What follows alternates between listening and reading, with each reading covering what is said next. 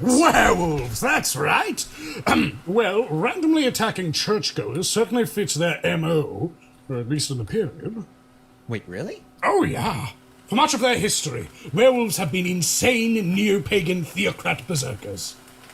You say much of their history. What about now? These days, they're more like insane neo-pagan theocrat berserkers. Ah, natch. But some of them go on the computer.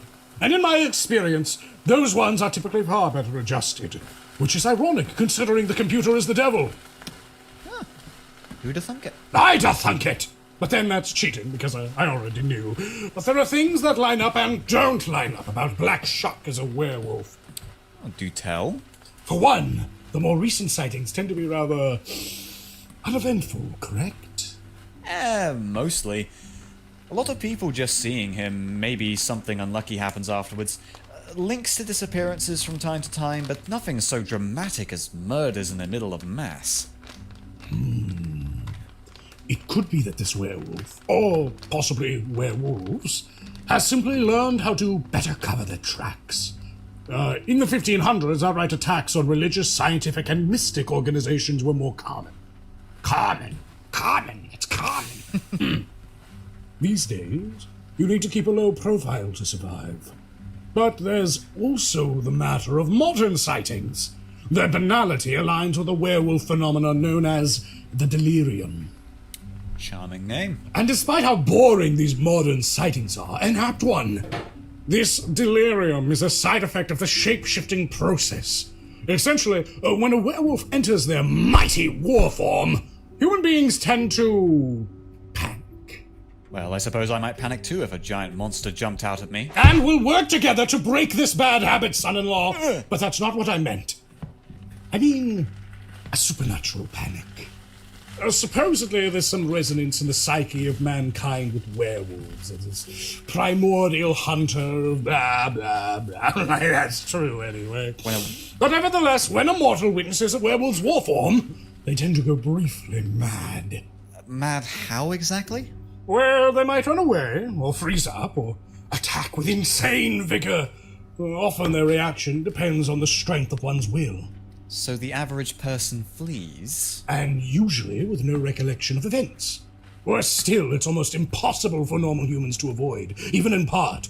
One must be either extremely strong-willed, or supernatural themselves, to avoid delirium completely. Have you ever suffered the delirium, sir? Ah, no, I'm built different. But those without these bulging brain muscles are in for a world of hurt. I train you and the others for precisely this reason. Discipline, determination. Oh my god, I'm losing my chance for a 3D alliteration. Oh god, help me. Distrucity. That's the word. Last word's a bit of a stretch, mate. Ah! Ow! These are the things I instill within you with my relentless chicanery. Is that why you ruined Marcus's 12th birthday by dressing as the Goblin? Abso-fucking-lutely. Okay, Yes. that was really traumatic to him. In RS, he exclusively levels his combat stats killing goblins. Then the student has become the master. I'm so proud. Anyway, hey, don't fight a werewolf, by the way. Yeah, I heard they're tough. But with how well we did in the tunnels against those vampires, I'm confident that... No, What? you aren't ready to fight a werewolf, son-in-law. Not yet. The fledglings we fought were fearsome, yes, but a werewolf... Listen well. Werewolves are killing machines. They are supernatural soldiers fighting a war we barely understand. Do not fight them. I'll take your warning to heart, sir. But what if we're forced to? Their weakness is silver, due to their combat with the moon. Silver bullets, silver knives, use them. Focus on evasion and trickery. When they're at their most dangerous, they're at their most feral. Blind them, distract them.